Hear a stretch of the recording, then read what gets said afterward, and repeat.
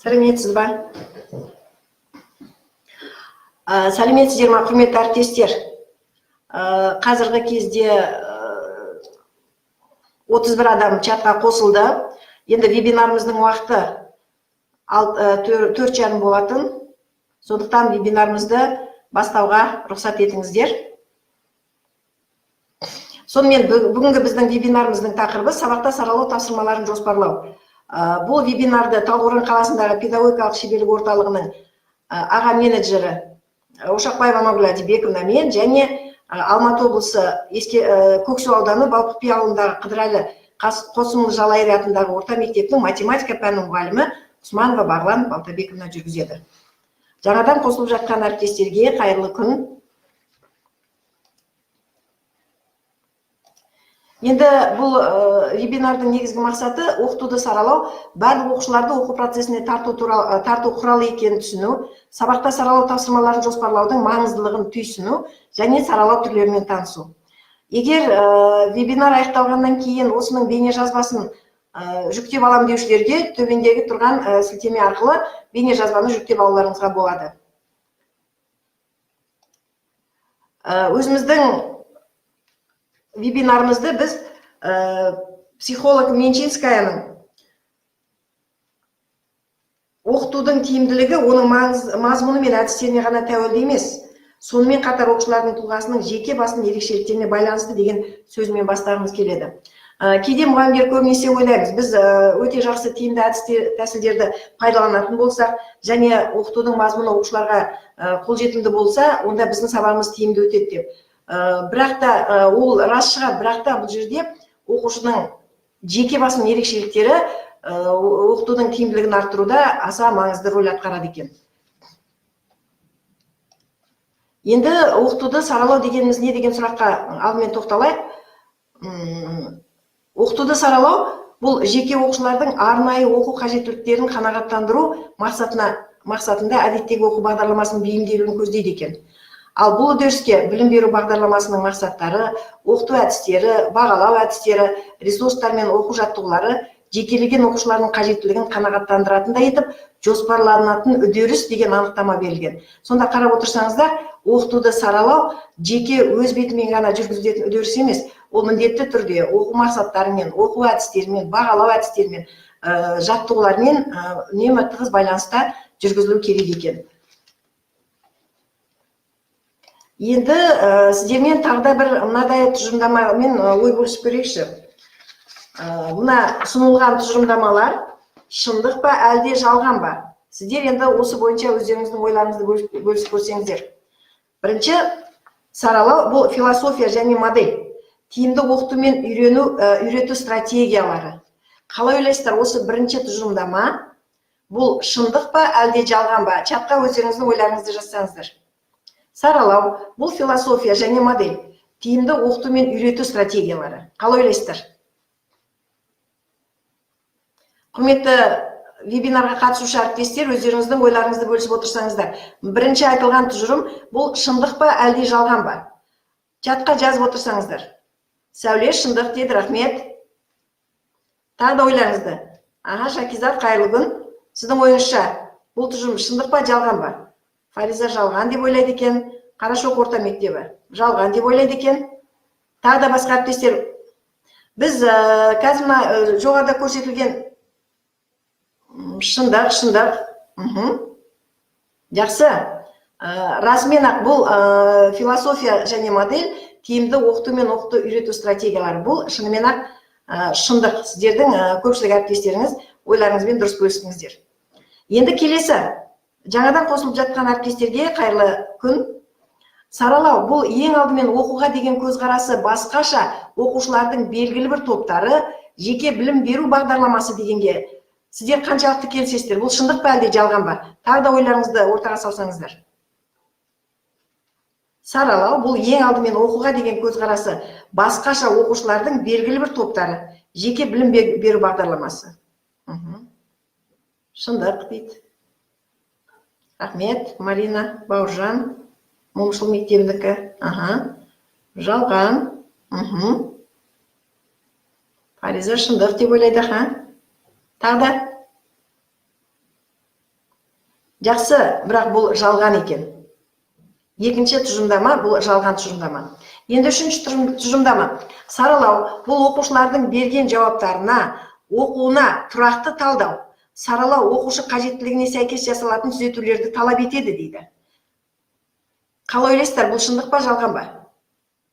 Малайсары мектебі? Шындық. Шындық. Қарашоқ орта мектеп жалған деп ойлайды екен. 49-шы мектеп шындық деп ойлайды. Алихан шындық. Дұрыс айтасыздар, бұл шындық. Үшінші тұжырымдама бұл шындық. Енді келесі төртінші тұжырымдама. Саралау оқушылардың дайындығы, оқуға деген қызығушылығы секілді міндеттерді талап етеді дегенді. Қалай ойлайсыздар, бұл шындық па?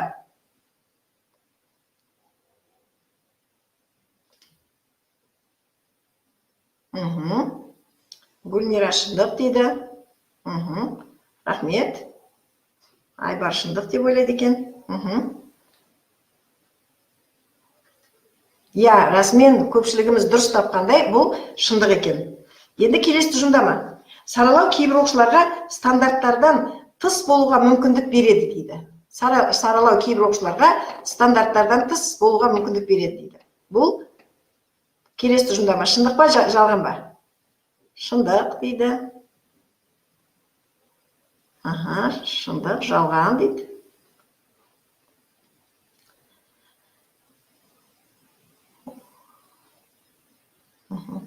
Құрметті әріптестер, көпшілігіміз дұрыс таппай қалдық бұл жолы.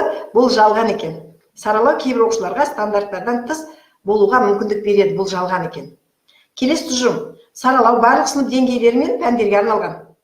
Қалай ойлайсыздар, бұл қалайша? Шындық па, жалған ба? Саралау барлық сынып деңгейлері мен пәндерге арналған.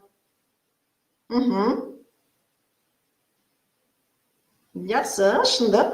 Бәріміз дұрыс тауып жатырмыз. Дәл, шынымен-ақ бұл шындық. Рахмет. Келесі. Саралау кезінде кейбір оқушыларға төмен деңгейлі тапсырмалар және басқа оқушыларға жоғары деңгейлі тапсырмалар беріледі дейді.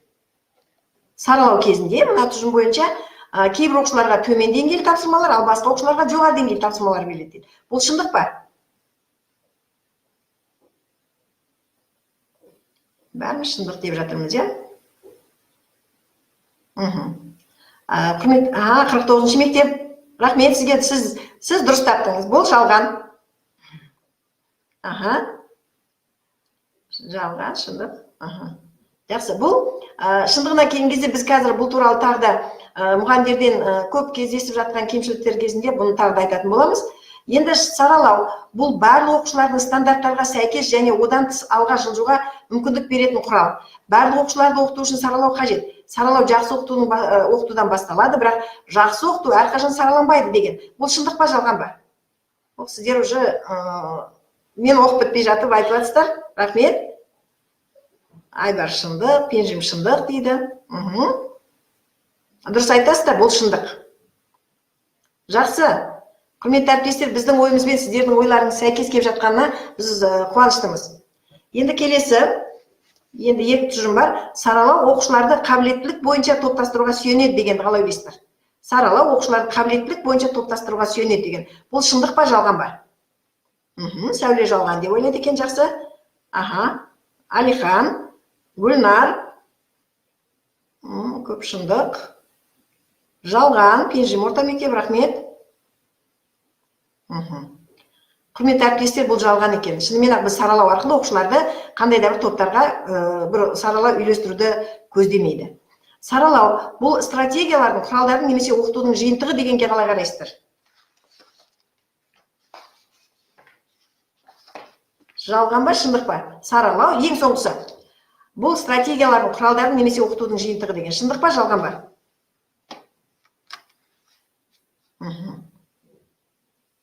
Жалған, шындық, аралас. Жақсы, құрметті әріптестер, бұл жалған екен.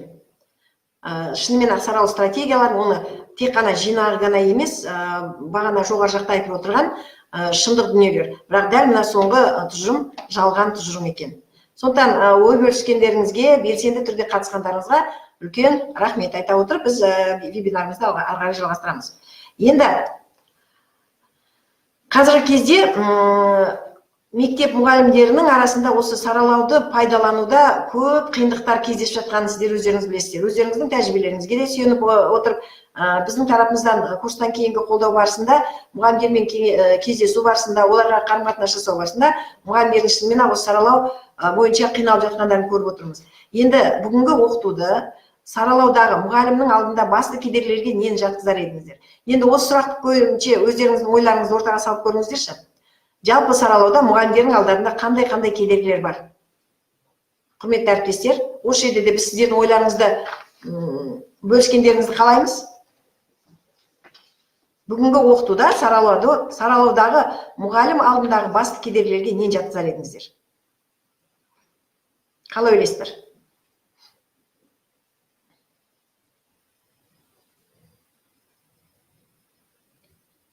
Енді сіздерге кішкене көмек ретінде негізінен мұғалімдерде саралау бойынша теориялық білімнің төмендігі деп айтсақ, келісесіздер ме?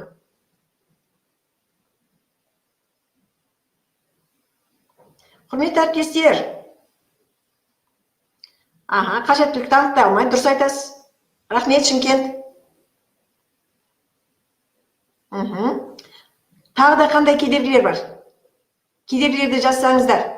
Сіздің өзіңіздің тәжірибеңізде осы саралауды қолдана алмай жатқаныңызға қандай кедергілер кездеседі?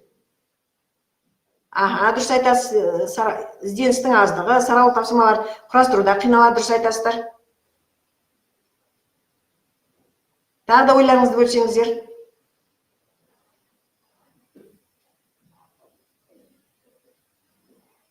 Құрметті әріптестер, белсенділік танытайық. Сіздер негізінен өздеріңіздің тәжірибелеріңіз негізінде айтсаңыздар. Өйткені қазір біздің осы чатқа көптеген мектеп мұғалімдері қосылып жатыр.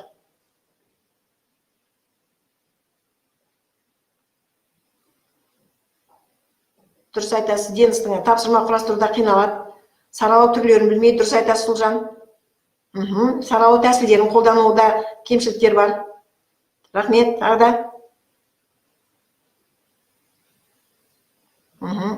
Дұрыс түсінбегеніміз, дұрыс айтасыз. Саралауды көп мұғалімдер аса дұрыс түсіне бермей жатыр қазір. Келісеміз сіздермен. Жақсы, біраз сіздердің ойлануларыңызға біз түрткі болдық.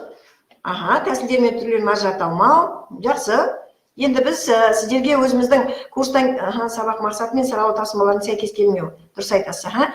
Енді біз өзіміздің тәжірибемізде мұғалімдермен кеңесу барысындағы өзіміздің байқаған кемшіліктерді. Міне енді белсенділік танытып жатырмыз. Ұстаздардың саған нақты әлде түсінбеуі. Рахмет. Деңгейлік тапсырмалармен шатастыру, керемет, жақсы, рахмет. Енді жаңағы сұраққа біздің өзіміздің тәжірибеміз бойынша мектеп мұғалімдерімен курстан кейінгі қолдау барысында біз мынадай кемшіліктерді байқап жүрміз. Мұғалімдердің саралау бойынша теориялық білімдерінің әлсіздігі. Деңгейлік оқыту мен саралау оқытуды шатастыратындығы, жаңа Ұлжан әріптесіміз айтты ғой деймін, деңгейлік тапсырмаларды шатастырады. Қысқа мерзім жоспар құру дағдыларының төмендігі, уақытты басқара алмайтындығы, оқушылардың жеке ерекшеліктері мен қажеттілігін анықтай алмайтындығы, оқу жүктемесінің шамадан тыс артық болуы, саралаудың тиімді әдістерін іріктей алмайтындықтарын, саралауды басқа модульдермен ықпалдастыруда қиналатындықтарын жатқызуға болады, және сіздердің жаңағы айтқан саралау тапсырмаларын құрастыру, кішкене түсініктің әлсіздігі, сіздердің жаңа айтқан кемшіліктеріңіз, деңгейлік тапсырмамен шатастыратындығын бізбен бірге сіздердің ойларыңыз бірдей болып шықты. Жақсы, рахмет. Сонымен құрметті әріптестер, енді осындай кемшіліктерді біз білім мазмұнын жаңарту бағдарламасы аясында саралау тапсырмаларын құрастыру, оқушыларды саралап оқыту аса маңызды болғандықтан, енді мүмкін қазір осы біраздарына жауап беру үшін келесі слайдқа көшейік. Енді көптеген мұғалімдер мектепке келгенде оларды тәртіпті, оқуға құлшынып тұрған, тыныш қана отырып мұғалімдерді тыңдайтын оқушылар күтіп тұрады деп ойламайды екен. Ал кейбіреулері мұғалімдер барлық оқушылар өздері естіген нәрселерді есте сақтап, талдап, бағамдап, оларды ой елегінен өткізу үшін өздерінің жоғары деңгейлі танымдық қабілеттерін белсенді қолданады екен. Белсенді қолданады деп күтеді. Бастап күндер бұндай жағдай орын алуы да мүмкін, бірақ алайда мұғалімдерге де, оқушыларға да ортақ бір қасиет бар екен. Ол миды жұмыс істеуге ынталандыру үшін түрткі керек. Бұл жерде жалғыз оқушыны ғана емес, мұғалімдердің де миын жұмыс жасату үшін қандай да бір түрткі керек екен. Ал ол түрткінің деңгейі әр оқушы үшін әртүрлі болмақ. Сондықтан осы ретте мұғалімдерге оқуды саралау қажет болады. Бұл жерде барлығына жарамды оқыту, яғни барлығына жарамды оқыту моделі біздің бұрын қалыптасқан білім беру кезінен бастап қалыптасқан барлығына жарамды оқыту моделінен біреуіне жарамды оқыту моделіне көшуіміз бүгінгі күндегі саралап оқытуда кезек күттірмес мәселе болып тұрған екен. Сонда себебі қазіргі ақпараттық дәуірде қалай оқумен қатар оқушыларды қалай оқыту да зор мәселеге айналып отыр. Сондықтан артқа тартатын, дамуды тежейтін барлығына жарамды оқыту моделінен бас тартқанымыз орынды болмақ. Барынша бұрынғыша оқытуды айталық лекция түрінде оқып, сонан соң тест алу арқылы қорытынды шығаруды жалғастыра беретін болсақ, бұл қазіргі заманда заманға лайықты өмір сүру үшін қажетті дағдыларды меңгеруге септігін тигізе алмайтынына біз көзіміз жетіп отыр. Шындығына келген кезде барлығына жарамды модель жеке бір адамға да жарамды емес екенін көзіміз жетті. Сондықтан ең оңтайлысы біреуіне жарамды оқыту, яғни саралап оқыту.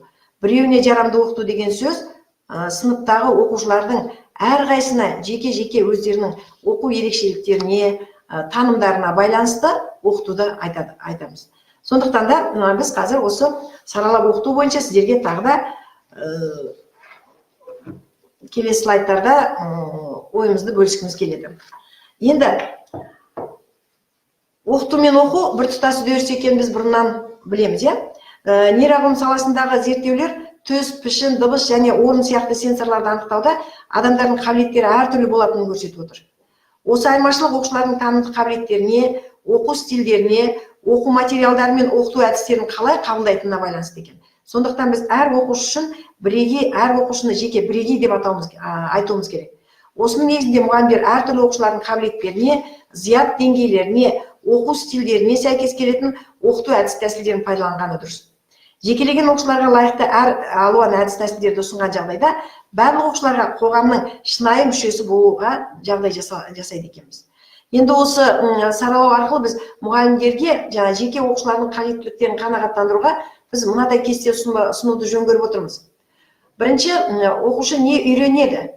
Яғни білім беру бағдарламасының мазмұны оқушылар меңгеруге тиісті идеяларды, ұғымдарды және ақпарат пен дағдыларды қамтиды екен. Сонда біз саралап оқыту үшін алдымен біздің алдымыздағы оқушылар нені үйрену керек екені, яғни мазмұнға тоқталуымыз керек. Енді келесі, оны оқушы қалай меңгереді? Кешіріңіздер, мен жақындырақ отырайын. Оны оқушы қалай меңгереді? Мазмұнды оқушыларға ұсыну және оны ұғыну үшін оқушылардың ол мазмұнмен жұмыс істеу жолдары. Яғни жаңағы алдындағы мазмұнды игеру үшін оқушылардың не істеу керек екендігі. Бұл үдеріс. Келесі, үшінші, оқушының өзінің тақырыпты меңгергендігін көзбен көруге болатын дәлелдерін ұсыну тәсілдері. Бұл оларға өз әлеуеттерін көрсете отырып, қаншалықты меңгергенін көрсетуге мүмкіндік береді екен. Яғни бұл өнім. Сонда осы үш үрдістің, яғни бірінші мазмұн, екінші сол мазмұнды меңгеру үшін қандай да бір үдеріс, одан кейін осының нәтижесінде болатын өнім. Осыны жүйелі түрде пайдаланған кезде біз саралауды нәтижелі жүргізе алады екенбіз. Енді дауыс қалай естіліп тұр? Фариза, дауыс естіліп тұр ма? Жақсы, рахмет. Келесі, енді осы саралауды жүргізудің сіздерге мынадай алгоритм ұсынбақпыз. Ең бірінші, оқытуды саралау жүргізудің алгоритмі. Оқу мақсаттарын анықтап алу керек.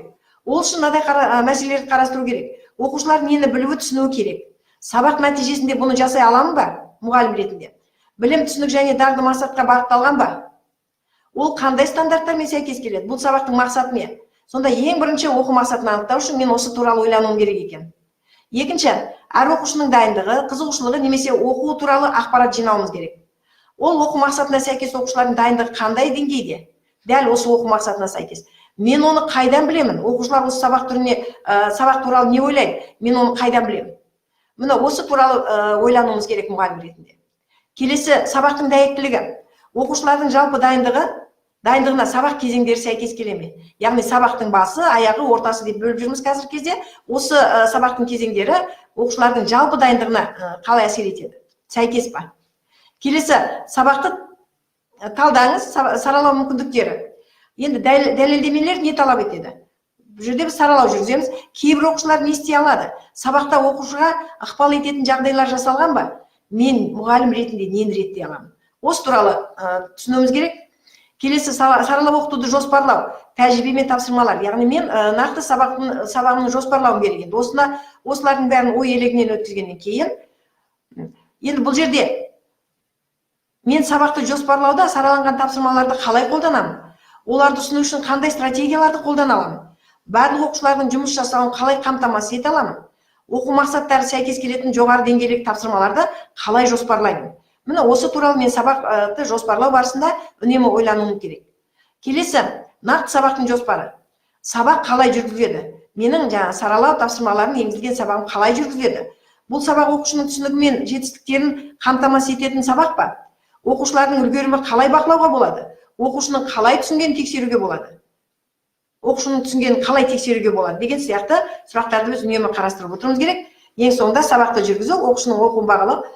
Оқушылар алға ұмтылды ма, немесе оған қол жеткізді ма? Мен оны қайдан білемін? Бұған не дәлелдеме болады? Енді құрметті әріптестер, өздеріңіздің тәжірибелеріңізге осы саралауды толыққанды енгізем десеңіздер, осы саралау жүргізудің алгоритмін ұстансаңыздар, енді бірден бәрі жақсы болып кетеді деп айта алмаймыз әрине. Бұған үлкен тәжірибе керек, сондықтан осы туралы ойланғандарыңызды біз қалаймыз.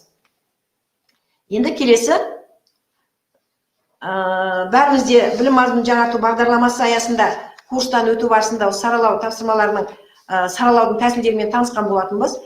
Біз ол кезде 7 тәсіл ұсынғанбыз. Қазір бәрімізге белгілі 10 тәсілді ұсынбақпыз. Саралаудың мынадай тәсілдері бар екен: тапсырма, нәтиже, жұмыс қарқыны, қолдау және ресурстар. Бірінші тапсырмада біз балаларға жекелеп немесе топтарға олардың меңгерген білімдеріне негізделген әртүрлі тапсырмалар беріледі екен. Бірақ аса қабілетті балаларға айтарлықтай жоғары деңгейде ойлауды дамытуға мүмкіндік беретіндей, мәселелерді шешу қабілеттері мен зерттеу қабілеттерін пайдалануды талап ететіндей күрделі тапсырмаларды беруге болады. Енді нәтиже. Балалар қойылған жалпы мақсатқа сәйкес бір тапсырмамен жұмыс істейді, бірақ мұғалім балалардың алдыңғы нәтижелерін ескере отырып, әр баладан әртүрлі нәтиже күтеді. Мына осы жерде біз мұғалімнің оқушыларға қолдауы қажет. Әртүрлі деңгейдегі балаларға, кейбіреуіне қолдауды көбірек қажет ететін балалар, қолдауды орта қажет ететін балалар және қолдауды азырақ қажет ететін балалармен жұмыс.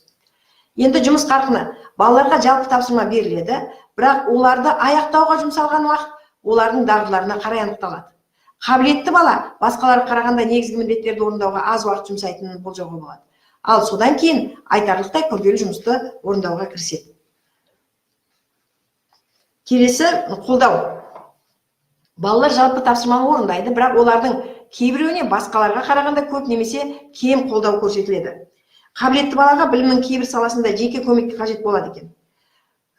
Мысалы, жазба, ақпараттық коммуникациялық технологияларды пайдалану, оқу дағдыларын немесе бірлесіп оқу дағдыларын дамыту аясында. Келесі түрі ресурс. Балалар ортақ тапсырма орындайды, бірақ айтарлықтай дамыған оқу немесе зерттеу дағдыларын қажет ететін әртүрлі ресурстар беріледі. Қабілетті балалардың әртүрлі ресурстар немесе өз жұмыстарын таныстыру үшін балама әдістерді пайдалануға түрткі болуымыз керек. Келесі түрі топтау. Балалар ортақ тапсырманы орындайды, бірақ барлығының табысты болуын қамтамасыз ететіндей етіп топтастырылған. Қабілетті балаларды кейде қабілеті ұқсас құрдастармен топтастырып, олар тапсырманы айтарлықтай жоғары деңгейде орындайды деп күтуге болады екен. Келесі түрі ақпарат. Балалар ортақ тапсырма алады, бірақ оларға әртүрлі ақпарат немесе қосымша ресурстармен ойлау талап ететін көлемі әртүрлі ақпарат беріледі. Рөлдер. Балалар ортақ тапсырманы орындайды, бірақ олардың әрқайсысы әртүрлі рөл атқарады. Қабілетті балаға бас зерттеуші немесе ақпаратты және топ ресурстарын басқаруды ұйымдастырушы рөлін беруге де болады екен. Енді үй жұмысы. Бұл да саралаудың бір тәсілі. Балаларға әртүрлі үй тапсырмасы беріледі, ал жекелеген оқушыларға сыныпта бастаған жұмысты аяқтау үшін де қосымша уақыт қажет болуы мүмкін. Айтарлықтай қабілетті балаларға толық зерттеу жүргізу үшін тақырыптың күрделі аспектілерін қарастыруды тапсыруға немесе басқа тапсырма беруге болады екен. 10-ші түрі диалог, сұрақтарды пайдалану. Мұғалім оқушылардың деңгейіне қарай өздері қоятын сұрақтар мен оқушылар қоятын сұрақтарға жауаптарын саралайды. Соңғы кезде диалог бойынша саралау жоғары қабілетті балалардың қажеттілігін қанағаттандыру мәселелерін шешуде шешуші мәселе ретінде атап көрсетілуде. Енді құрметті әріптестер, осы саралау тәсілдерімен таныстық. Енді бұл тәсілдерді сіздер өздеріңіз тәжірибелеріңізде бұрыннан бар да шығар, пайдаланып та жүрген шығар. Сондықтан енді біздің келесі әріптесіміз саралау әдіс тәсілдерін өз тәжірибесінде қолдану барысында туындаған идеяларын осы кубик рубик арқылы математика пәнінің мұғалімі Құсманова Бағлан Балтабековна сіздермен ой бөліспекші. Енді Бағланға сөз береміз. Сәлеметсіздер ме? Құрметті вебинарға қатысушылар. Енді бүгін мүмкіндік туып тұр екен маған математика пәнінің мұғалімі ретінде, практик мұғалім ретінде осы сабақта саралау тапсырмаларын әзірлеу бойынша өз идеяларымен, өзімнің тәжірибемде кездесіп жатқан қиындықтармен ой бөлісу және оларды қалай шешуге болады деген жолдарды іздену үстіндегі мұғаліммін, және соның жауаптарын қалай табудамын деген идеялармен бөліскім келеді. Енді сіздерге сұрақ қойғым келеді. Жаңа вебинардың басында мынандай нәрсе айтылып кетті. Жалпы мұғалімдердің алдында кездесетін, яғни оқытуды саралауды жүргізудегі басты қиындықтарға нені жатқызар едіңіздер деді.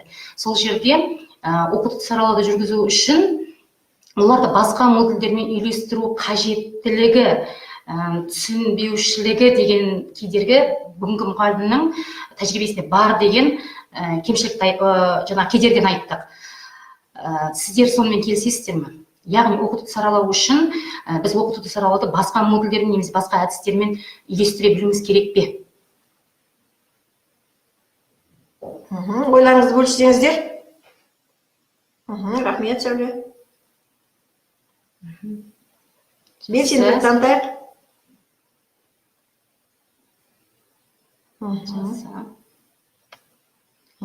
Жақсы. Рахмет, әріптестер. Енді шынымен де мен де келісемін, бүгінгі тәжірибемде неліктен мен оқытуды саралауды жүргізуде қиналамын деген сұрақты жиі қоямын. Енді оны іске асыру үшін мен не істей аламын? Мүмкін менде басқа кедергі бар шығар деген сұрақты өзіме қойып отырамын әр кезде. Сол кезде жаңағы қиындық менің алдымда тұрғанын сезіндім, көрдім.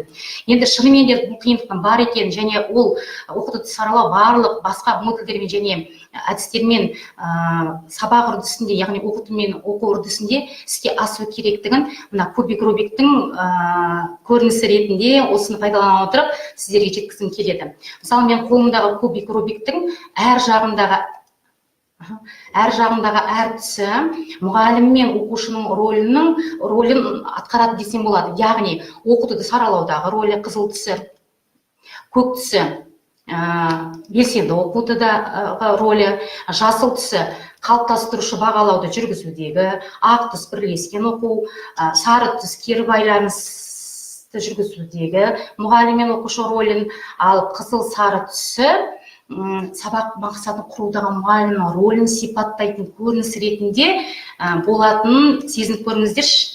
Мысалы, жеке-жеке алатын болсақ, қарап отырсыздар, қазір кубик рубиктің әр жағында әр түс жеке-жеке жинақталған. Яғни бұл көрініс мен үшін нені білдіреді?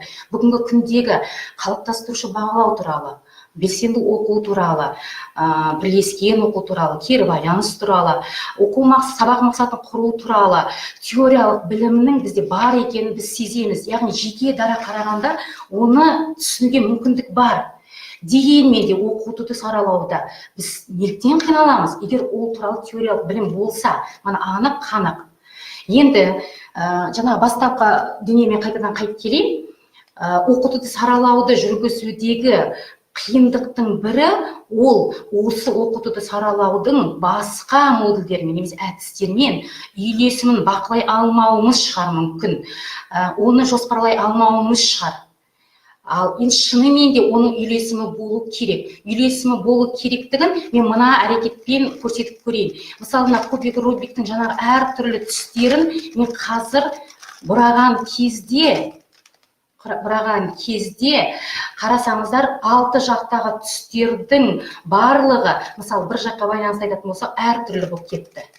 Яғни менің көрінісімде бүгінгі сабақ, мына бір сабақ деп қарайық. Сонда мен мына кубик рубигімде 6 сабақ бар. Тіптен ана орта мерзімді жоспардағы 6 сабақ деп қарастырсақ болады. Соның ішіндегі мен бір сабаққа тоқталдым дейік, иә. Мысалы, мына кубик рубикті айналдырдым.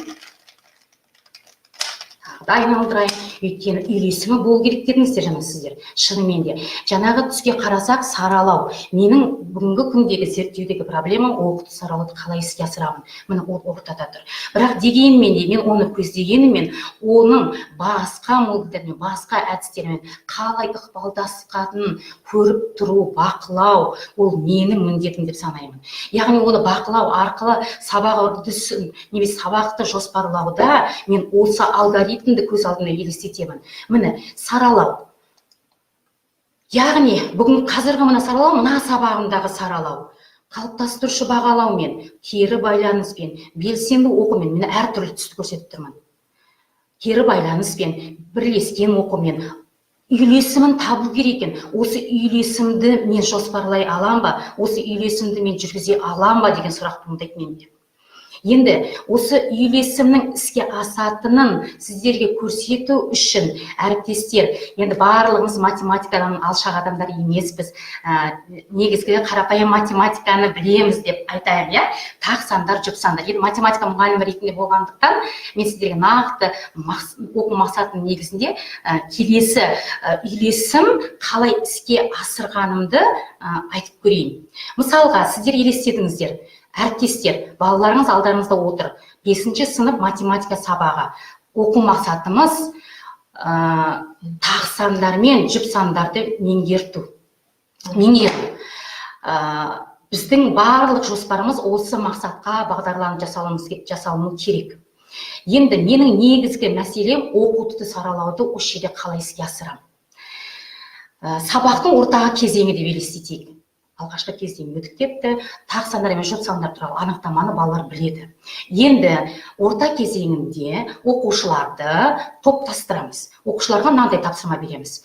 Оқушылар, сіздер туған күндеріңізге байланысты тақ сандар және жұп сандар топтарына бөлініңіздер.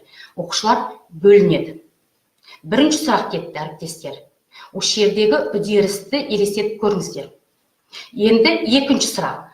Олар топтасқаннан кейін бір оқушы о жерде, мысалы мен 11 күні туылғанмын, бардымда жұп сандар қатарына тұрдым. Яғни мен қателестім. Аманкүл Әлдибекова әріптесім маған 11 ол тақ сан. Сіз жұп санға баруыңыз керек деген ұсыныс жасайды. Одан кейін екі топтағы оқушылар жұптасып жұмыс жасайды. Жұптасып жұмыс жасаудағы келесі сұрақ. Сіздер жұптасып сол сандардың қосындысын табыңыз. Мысалы, Аманкүл Әлдибековамен мен бір топтамыз. Ол кісі 13-ші туылған, мен 11 күні туылған. 11-ге 13-ті қосатын болсақ, Әлдибековна 24. Яғни тақ санға тақ санды қосқанда жұп сан шығып жатыр. Енді мен 12-сі туылған, Әлдибековна 6-сы күні туылған. 12-ге 6-ны қоссақ болады 18. Шатасқан жоқпын ғой деймін. Сонымен жұп санға жұп санды қосқанда, жұп сан шықты, тақ санға тақ санды қосқанда, жұп сан шықты, оқушыларға енді сұрақ. Сіздерде қандай сан шықты? Бәрінде жұп сан шықты. Онда қайтадан қанша топ боламыз? Барлығы бір топ болады. Енді әріптестер, сіздерге сұрақ.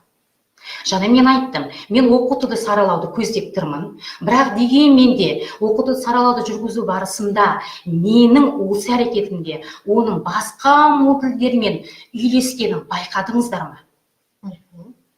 Иә, осы бойынша ойларыңызды бөліссеңіздер. Қандай модуль, қандай әрекетпен?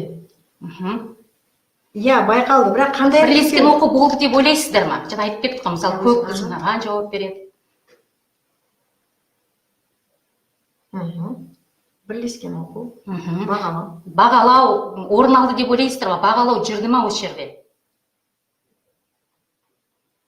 Оқытуды саралауды көздеп тұр. Белсенді оқушы. Кері байланыс.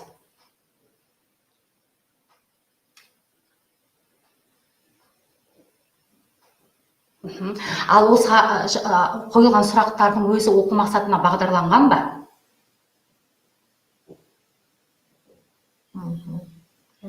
Рахмет. Енді қараңыздар, әріптестер, рахмет сіздерге. Қуаныштымын. Енді әріптестер, қазір осы үрдісте мұғалім тарапынан оқушыларды топтастырып, жұптастырып жұмыс жасау жүргізілді. Қандай әдістер қолданған өздеріңіз айтып жатсыздар. Топқа бөлгенде шатастырмаштан неге білмей қалды деген сұрақ туғызады дейді. Жақсы, рахмет. Енді әріптестер, енді қараңыздаршы, бұл жерде мен көздеген оқытуды саралау болды, көктіс. Бірақ дегенмен де, қызыл түс, басқа үдерістермен ықпалдасқанын, үйлескенін байқап отырсыздар. Енді сұрақтың өзіне назар аударайықшы. Бірінші сұрақ, олар тақ сандар, жұп сандар болып бөлінеді. Екінші сұрақ, топтың ішінде олар жұптасып, оларды қосады. Енді осы сұрақтардың деңгейіне назар аударыңыздаршы.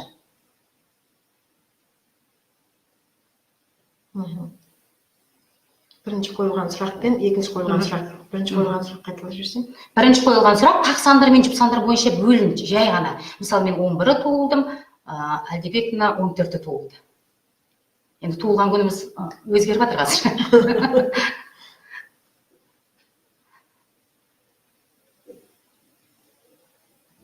Жақсы, енді жақсы. Енді құрметті әріптестер, шынымен де менің ойымша бірінші сұрақ төмен деңгейлі сұрақ болатын болса, екінші сұрақ орта жоғарғы деңгейге бағытталған сұрақ деп ойлаймын. Осы жерде сұрақтың өзі сараланып тұр. Осы жерде әдістің өзі сараланды деп айта аламын. Өйткені мен оны барлық басқа модульдермен, әдістермен, үйлесімін орынды жүргізуге тырыстым деп ойлаймын. Енді осындай үйлесімді ұстайтын болсақ, мына бірінші сабақтағы үйлесім, мына менің екінші сабақтағы үйлесімім болады, мына үшінші сабақтағы, төртінші, бесінші, алтыншы сабақтағы үйлесімді керемет орындайтын болатын болсақ, оқытуды саралау, барлық оқушыларды оқу процесіне тартудың бір кішкентай болса да кепілі болады деген сенімім бар. Яғни әр оқушының алға ілгерілеуіне көмектесуге мүмкіндік болады деген ойдамын. Сонда басты біздің қағидамыз бүгінгі күнде оқытуды саралауды басқа модульдермен үйлесімін бақылай білу, оны жоспарлай білу, дағдымызды, шеберлігімізді арттыру деп ойлаймын. Рахмет, Бағлан. Енді құрметті әріптестер, бұл вебинарға практик маманды шақырып отырғандағы себебіміз, шынымен біз тренер ретінде оқытуды саралаудың теориялық мағлұматын береміз. Бірақ практик мамандар мектепте осыны қалай іске жүргізіп жатқанын бөлісу үшін, сіздермен ой бөлісу үшін практик маманды шақырғанды мен жөн көрдім. Және әріптесімізге бұл жерде енді вебинарға қатысушы мұғалімдер тек қана математика пәнінің мұғалімдері болмағандықтан, біз математикадан бәрімізге түсінікті қарапайым тапсырма негізінде сіздерге кішкене де болса түсіндіруге тырысқан сияқтымыз. Сонымен егер де біз осы оқытуды саралауды дұрыс жүргізетін болсақ, жаңа Бағлан әріптесіміз айтпақшы, барлық оқушыларды оқу процесіне тартудың бұл саралау кепілі болатындығына және саралау тапсырмаларын арқылы оқушылардың алға ілгерілеуіне біз шынымен ақ көмектесе алады екенбіз. Біздің сіздермен ой бөліскіміз келгені осы мәселелер еді. Енді әріптестер вебинар бойынша сіздерде сұрақтар туындап жатса, біз шамамыз келгенше жауап беруге тырысамыз. Енді өздеріңіздің сұрақтарыңызды, қандай сұрақтар туындады, соны қойсаңыздар. Вебинарға жаңағы сұрақтар, жуан жіңішке сұрақтар, ашық жабық сұрақтар, жақсы. Енді вебинар бойынша туындаған сұрақтарыңыз болса, құрметті әріптестер.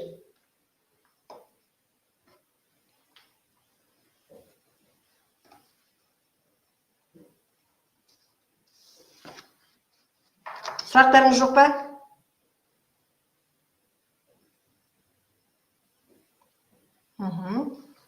Рахмет, Фариза.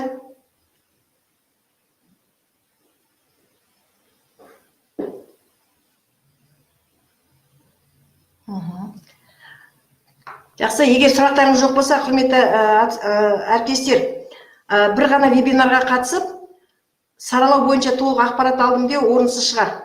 Дегенмен, осы вебинар арқылы сіздің саралау оқуға деген көзқарасыңызды өзгерткен болсақ, оқушыларыңыздың барлығын саралау арқылы оқу үдерісіне тартуға болатын түсінген болсаңыздар, енді бізге кері байланыс берулеріңізді өтінемін, бірақ уже сіздер кері байланыс беріп жатқан сияқтысыздар.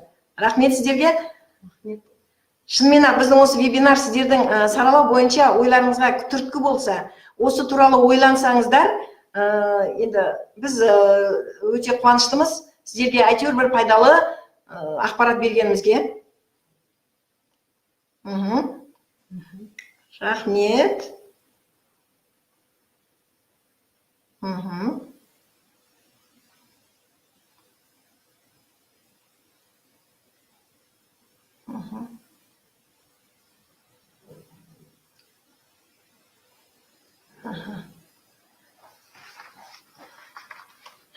Жақсы, егер сұрақтарыңыз болып жатса, педагогикалық шеберлік орталығында бізге сұрақтарды енді чат арқылы қоюларыңызға да болар еді, бірақ әзірге сұрақ болмай жатыр. Бәрібір де бізбен қалай хабарласу бойынша сіздерде ақпараттар бар, сондықтан сіздерге белсене қатысқандар үшін үлкен рахмет айтамыз. Және осы вебинарға қатысқандарыңызға біз үлкен алғыс білдіреміз. Сау болыңыздар. Рахмет сіздерге. Мүмкіншілігінше вебинарға осындай практик мамандарды шақыру, мен ойлаймын, тиімдірек болатын шығар деп. Рахмет сіздерге. Рахмет, кері байланыстарыңызға. Балжан, рахмет. Гүлнар, Алихан. Дұрыс айтасыз, барлық пәндер қамтылса, енді біз бір 45 минуттың ішінде барлық пәндерді қамти алмайтын болғандықтан, біз математикадан тек қана қарапайым тапсырма арқылы сіздерге түсіндіруге тырыстық. Рахмет, құрметті әріптестер. Олай болса, біз вебинарымызды аяқтаймыз. Сау болыңыздар.